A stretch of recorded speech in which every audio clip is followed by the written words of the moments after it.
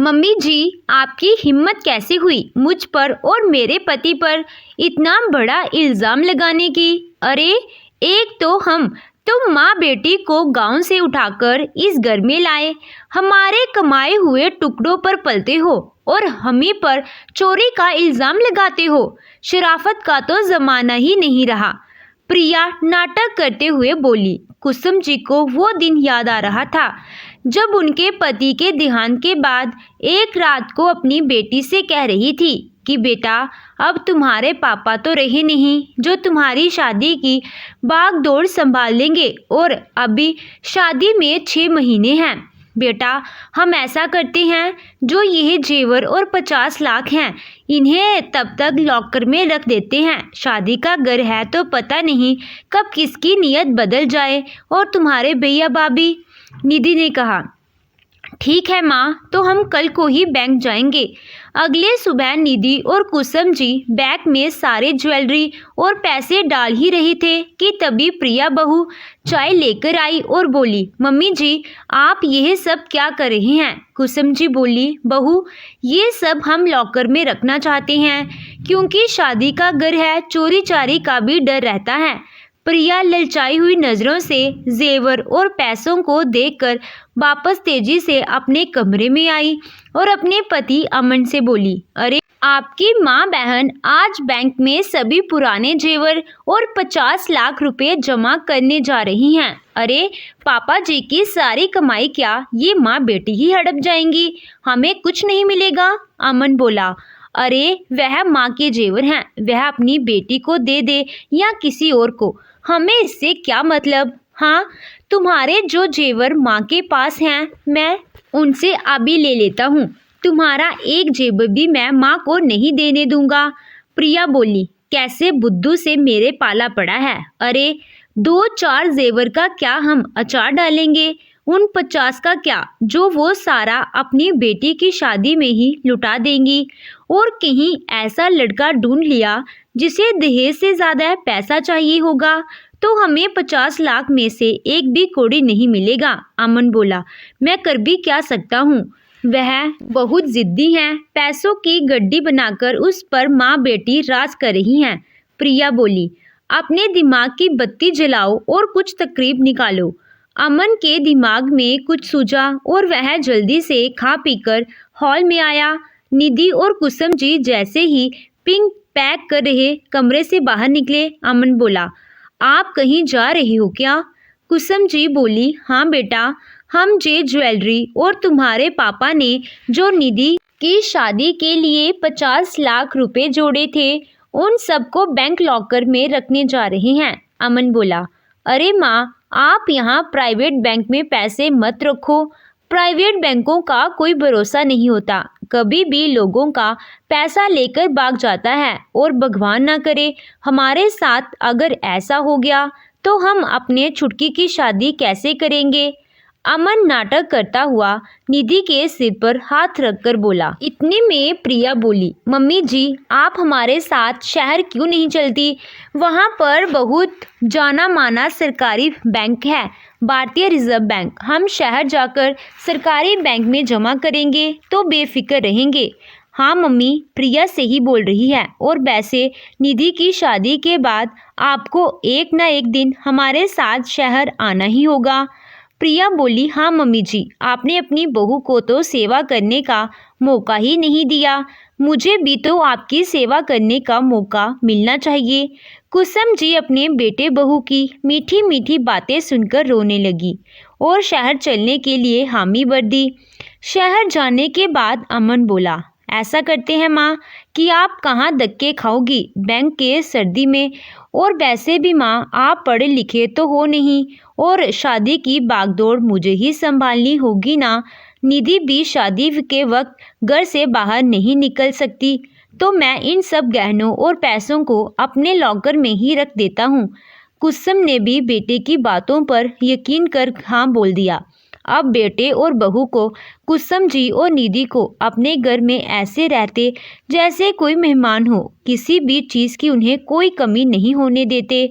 समय धीरे बीतने लगा। और अब शादी का समय भी निकट आ चुका था। कुसुम जी ने बेटे से कहा, बेटा शादी भी करीब आ रही है, तुम ऐसा करो ज्वेलरी तो रहने दो अभी और बस सारे पैसे निकाल लाओ। अमन ने कहा, ठीक है माँ, मैं ऑफिस से आते हुए ले आऊँगा। प्रिया ने इशारों से अमन को बुलाया। और दिमाग तो खराब नहीं हो गया है आपका? कैसी बातें कर रही हैं? क्या इसी दिन के लिए मैं नौकरानी की तरह इन माँ बेटी की सेवा कर रही हूँ? अमन बोला, अरे मेरी जान, तुम देखती जाओ मैं क्या करता हूँ। इतना कहकर अमन वहां से चला गया। निधि और कुसुम जी शाम को अमन का बेसब्री से इंतजार कर रहे थे कि तभी कुछ देर बाद अमन का फोन आया। मम्मी, गजब हो गया, आज तो हम बर्बाद हो गए। कुसुम जी चिंता करते हुए बोली, क्या हुआ, तुम ठीक तो हो ना? आखिर बात क्या है? अमन बोला, मम्मी आप मुझ पर विश्वास नहीं करेंगी। जब मैं बैंक से पैसे लेकर आ रहा था कि अचानक से रास्ते में कुछ लोगों ने मुझे घेर लिया और मुझसे सारे पैसे छीन लिए। इतना सुनते ही कुसुम जी और निधि के तो होश ही उड़ गए। माँ, पर आप चिंता मत कीजिए, मैंने रिपोर्ट लिखवा दी है, जल्द ही हमारे पैसे मिल जाएंगे। घर आकर अमन ने नाटक करते हुए कहा और निधि को संभालते हुए कहा और इशारों ही इशारों में अपनी पत्नी को अपनी जीत का श्रेय दे रहा था। माँ और निधि को यह दिलासा देकर कि आप दोनों बेफिक्र रहिए, बहुत जल्द हमारे पैसे लौट आएंगे और हम धूमधाम से अपनी छुटकी की शादी करेंगे। उन्हें उनके कमरे में भेज दिया और खुद भी अपने कमरे में चले गए। करीब रात के 10 बजे कुसुम जी को बहुत खांसी उठ रही थी, तो निधि पानी लेकर जैसे ही अपने कमरे की तरफ बढ़ रही थी, तभी उनके भैया भाभी के कमरे से धीरे धीरे से हंसने की आवाज़ सी आ रही थी। निधि ने कमरे की एक छोटे से हॉल से देखा तो सच में भैया भाभी इंजॉय करते हुए बोल रहे थे, अरे मरने दो माँ बेटी को, अब जिंदगी भर हम ऐश करेंगे, अब हमारा मकसद पूरा हुआ। प्रिया बोली, मुझे भी नौकरानी की तरह अब माँ बेटी की सेवा नहीं करनी पड़ेगी, कल ही उनसे कह दो कि वापस अपने गांव लौट जाएं। अमन बोला, हाँ सही कहा तुमने, और अगर नहीं जाती हैं तो धक्के मार कर घर से निकाल देना। यह सब सुनकर निधि के होश उड़ गए। उसने सारी बातें कुसुम जी से बताई तो कुसुम जी को अपने कानों पर यकीन नहीं हो रहा था। दोनों माँ बेटी कुछ देर सोचने समझने के बाद पुलिस स्टेशन पहुंची। वहां जाकर उन्हें पता चला कि अमन नाम के किसी भी आदमी ने पैसों की चोरी की कोई रिपोर्ट नहीं लिखाई है और दोनों माँ बेटी पुलिस के साथ घर पहुंच गई। पुलिस को देखकर अमन और प्रिया के होश उड़ गए। अमन बोला, माँ यह पुलिस यहाँ क्यों आई है? कुसुम जी बोली, बेटा इन्हें चोर का पता चल गया है कि हमारे पैसे किसने चुराए हैं। अमन कुसुम जी का हाथ पकड़कर बोला, अरे माँ यह तो बहुत अच्छी बात है, अब देखना हम अपनी छुटकी की शादी बड़ी धूमधाम से करेंगे। इतने में एक चटाक की आवाज़ से अमन के होश उड़ गए। अमन बोला, क्या हुआ माँ, आपने मुझे थप्पड़ क्यों मारा?